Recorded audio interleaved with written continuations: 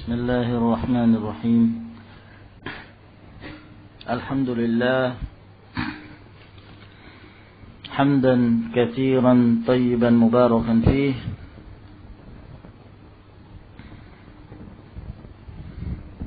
كما يحب ربنا ويرضاه.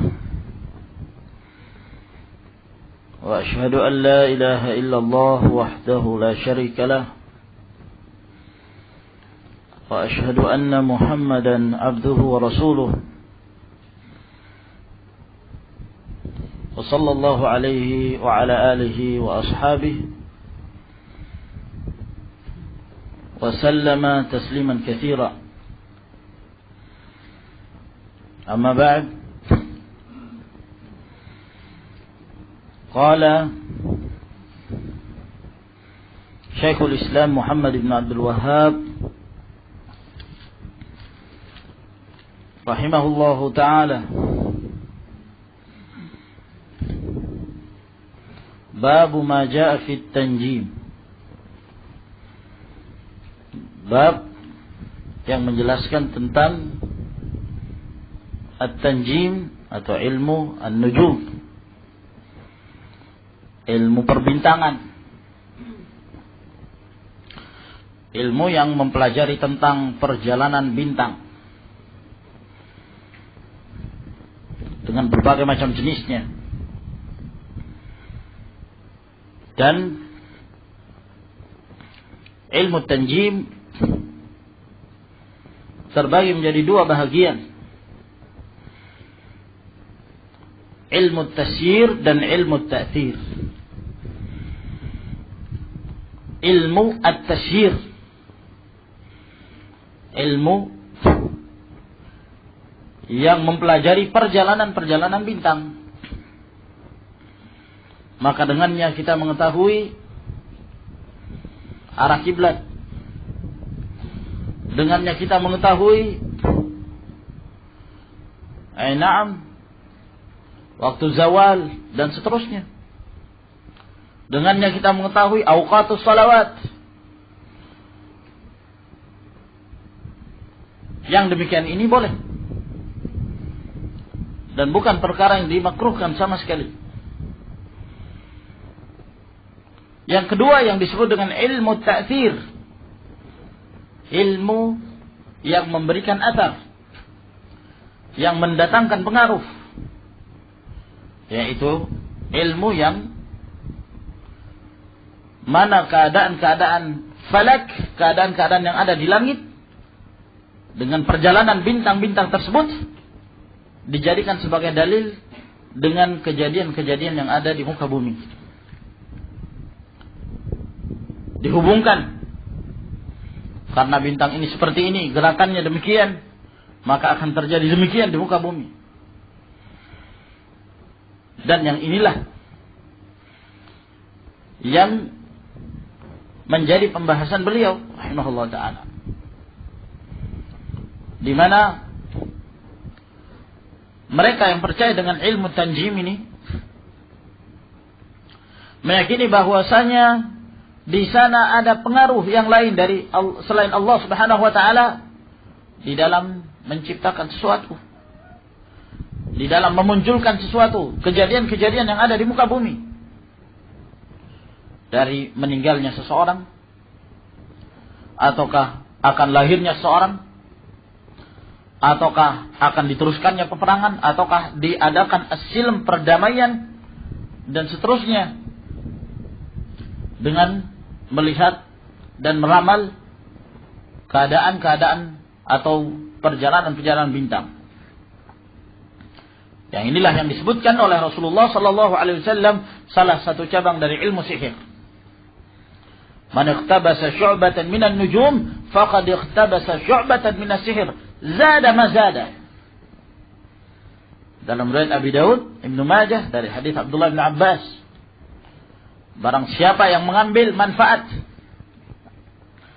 sesuatu dari ilmu nujum, ilmu tanjim, maka sungguh dia telah mengambil salah satu bagian dari ilmu sihir. Semakin bertambah ilmu nujumnya, ilmu tanjimnya, maka semakin bertambah pula ilmu sihirnya. Di sini menunjukkan bahwa ilmu tanjim ini salah satu cabang dari ilmu as-sihir. Oleh karena itu, Asy-Syaikh Muhammad bin Abdul Wahhab rahimahullah menyebutkan di dalam kitab Tauhid berkenaan tentang permasalahan tanjim. Ya, karena ini termasuk di antara perkara-perkara membatalkan tauhid. Qala al-Bukhari fi sahihi. Berkata Imam al-Bukhari rahimahullah di dalam sahihnya, qala Qatadatu, berkata Qatadah. Yani ini menunjukkan bahwa Imam al-Bukhari rahimahullah menyebutkan athar ini secara ta'liq, mu'allaq. Yang dimaksud dengan ta'liq yaitu apabila Imam al-Bukhari rahimahullah ta'ala sengaja tidak menyebutkan sanadnya secara tersambung. Ya. Tidak disebutkan dari mana dia mengambil riwayat tersebut dijatuhkan. Apakah gurunya yang dijatuhkan? Ataukah gurunya dan guru-gurunya? Atau bahkan seterusnya? Ya. Bahkan mungkin langsung disebutkan perkataan tabi'i tersebut, ataukah perkataan sahabi, ataukah perkataan Rasulullah SAW, tapi tanpa sanad.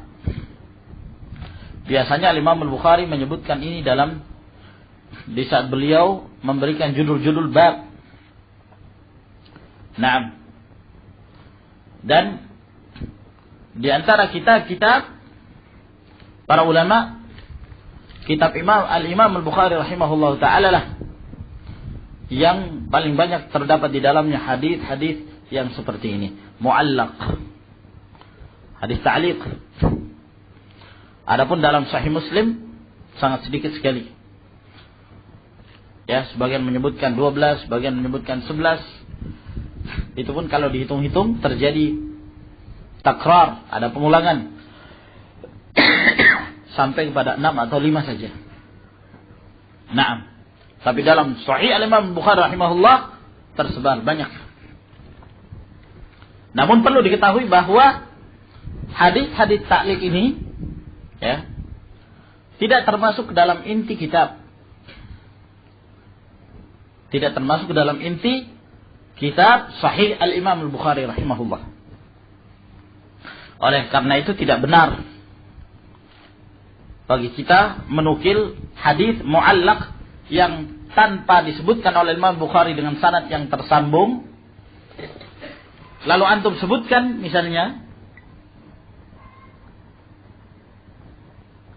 riwayat tersebut tanpa antum mengatakan bahwa hadis ini diriwayatkan Bukhari mu'allaqan, ya, ta'liq. Namun antum hanya sebutkan hadis ini diriwayatkan Bukhari, titik. Ini salah, keliru. Tidak diperbolehkan demikian, karena hadis-hadis ta'liq tersebut bukanlah termasuk syarat sahihnya Al-Imam Al-Bukhari. Oleh karena itu, para ulama yang mengkritik hadis-hadis yang terdapat dalam Sahih Bukhari dan Muslim, mereka sama sekali tidak menyinggung hadis-hadis mu'allaqnya Al-Imam Al-Bukhari, karena mereka tahu itu bukan dari shamimul kitab, bukan dari inti kitab. Nah, dan sengaja Imam Al-Bukhari rahimahullah menyebutkan, ya, terkadang hanya dijadikan sebagai judul atau beliau sebutkan dan tidak menyebutkan sanad tersebut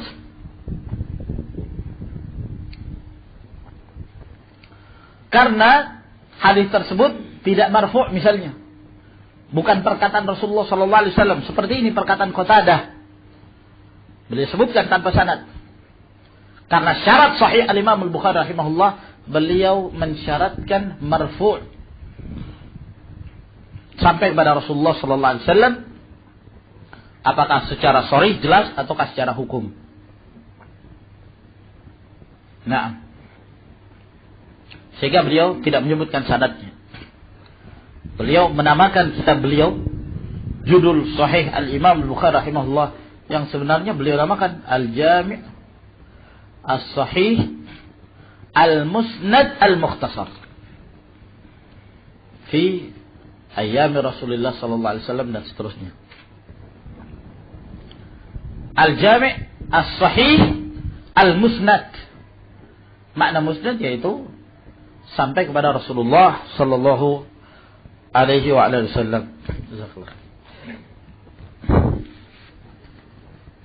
Nah. Dan terkadang Al-Imam Al-Bukhari rahimahullah menyebutkan hadis itu dengan tanpa sanad yang tersambung, yakni dengan muallaq. Karena hadis tersebut tidak termasuk dalam syaratnya Al-Imam Al-Bukhari. Ya, walaupun hadis itu sahih tapi tidak termasuk dalam syaratnya Al-Imam Al-Bukhari, sehingga beliau sebutkan secara ta'liq dan kadang di kitab beliau yang lainnya beliau sahihkan.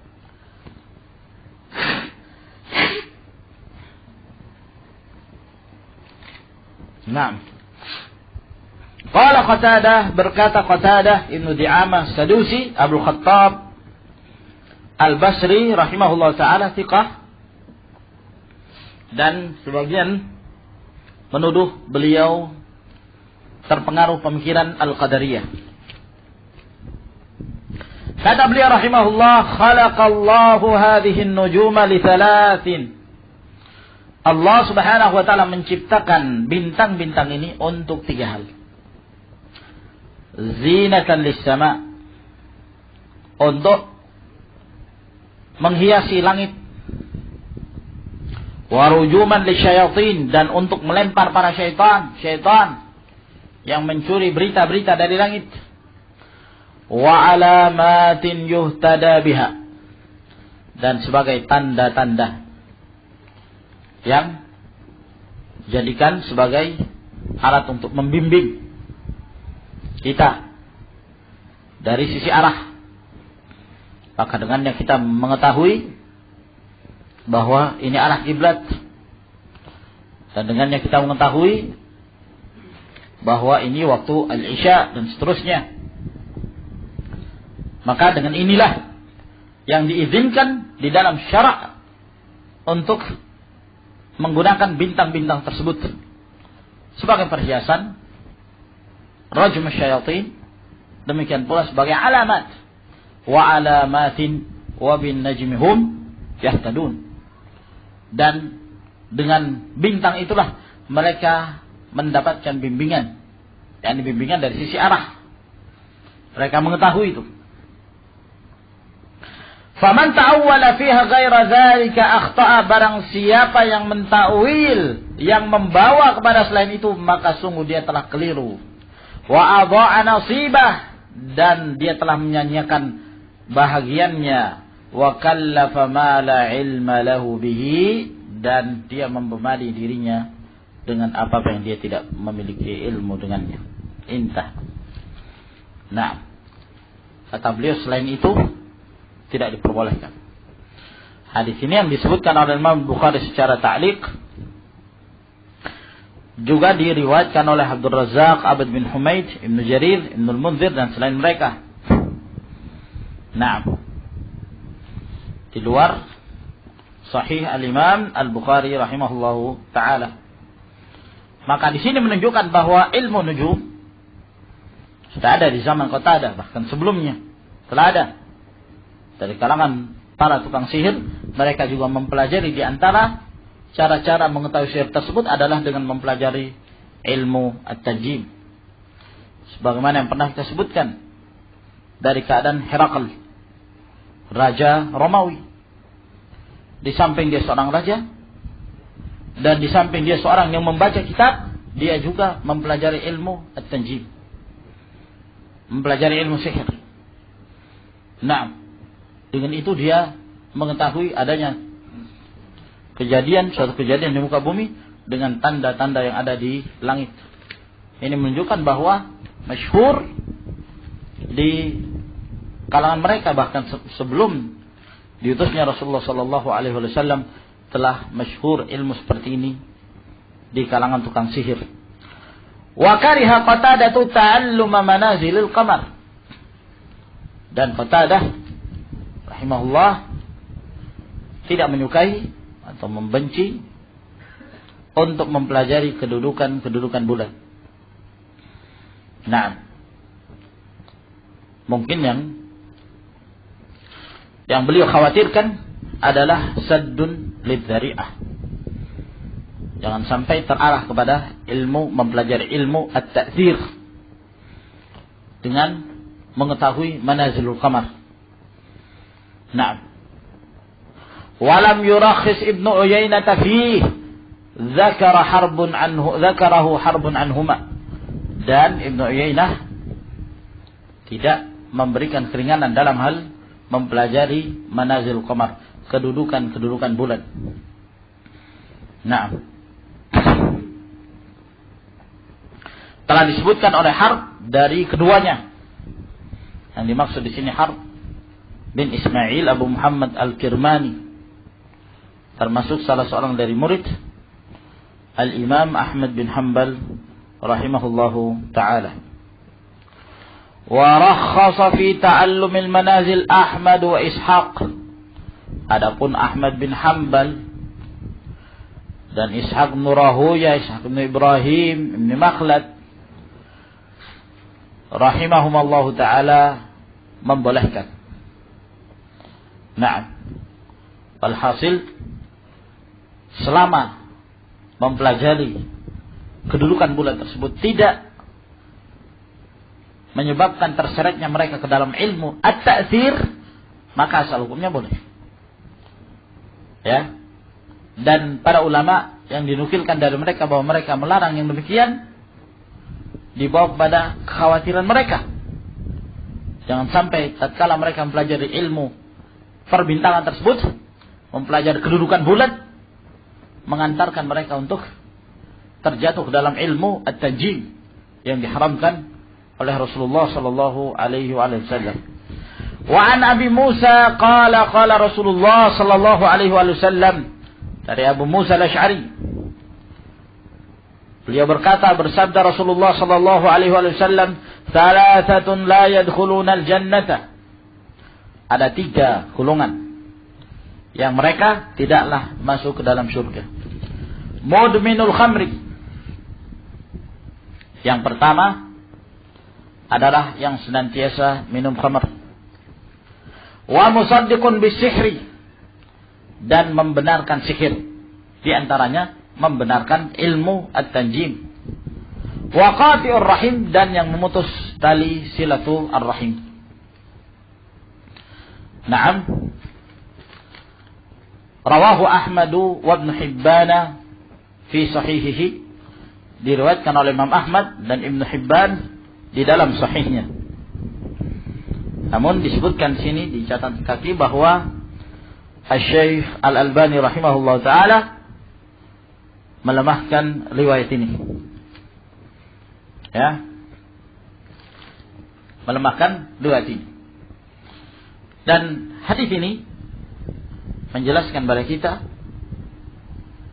3 amalan yang menyebabkan seorang dijauhkan dari surga Allah Subhanahu wa ta'ala. Para ulama mereka menjelaskan bahwa yang dimaksud di dalam hadis ini 3 golongan yang mereka tidak masuk ke dalam surga, sementara yang disebutkan adalah al-kabair, dosa-dosa besar yang tidak menyebabkan seorang itu keluar dari Islam, memutuskan tali silaturahmi, ya, senantiasa minum khamr dan tidak berhenti darinya, dan musaddiqun bisihir, membenarkan sihir. Terjadi khilaf dalam masalah ini. Walhasil di antaranya ada al-kabair yang tidak mengeluarkan seorang dari Islam, sehingga mereka pun mentakwil hadis ini.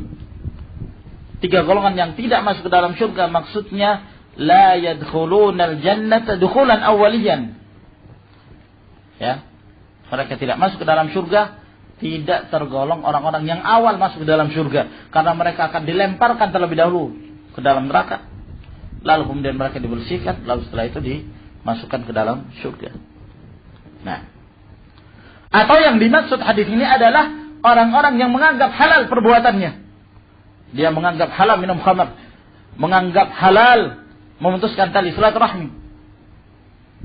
Maka yang demikian ini pun dibawa pada la yadkhulul jannah ay hum yakfurun, mereka telah kafir karena menghalalkan apa yang diharamkan oleh Allah Subhanahu wa ta'ala.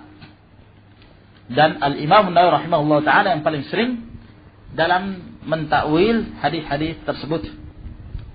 Namun para ulama tidak menyukai ya untuk mentakwil hadis-hadis yang seperti ini. Sebab kalau kita mentakwil seakan-akan ancaman yang keras yang datang dari Rasulullah sallallahu alaihi wasallam yang disebutkan dalam hadis ini dan yang semisalnya seakan-akan dihilangkan dan diabaikan. Ya, maka dalam hadis-hadis seperti ini mereka menyatakan amiruha kama ja'at. Biarkan sebutkan hadis itu sebagaimana mestinya. Agar kemudian orang yang mendengarkan lebih terkesan bagi mereka, lebih terketuk hatinya untuk meninggalkan kemaksiatan. Namun kalau kita jelaskan pada mereka bahwa orang demikian tidak kafir, yang dimaksud tidak masuk ke dalam surga, yakni dukhulan awwalin dan seterusnya, ya seakan-akan bobot yang semestinya tadi berat menjadi ringan. Nah, dan orang yang mendengarkannya la yarta'id, seperti irti'atnya mereka, ya, tatkala mendengarkan hadis tersebut secara mutlak. Oleh karena itu para ulama menasihatkan tatkala kita memberikan mau'izah, memberikan nasihat di hadapan kaum muslimin, orang-orang umum, maka kita tatkala menyebutkan hadis-hadis tersebut jangan ditakwil-takwil, jangan ditafsir, biarkan seperti itu. Ya, agar kemudian lebih terkesan dalam hati mereka dan mereka dengan bersegera bertobat kepada Allah Subhanahu wa taala.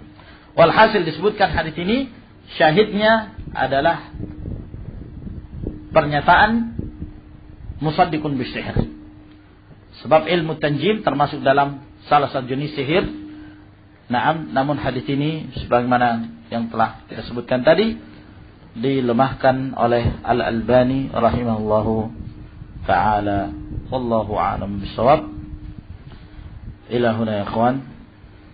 Tafaddalu hafizakumullah.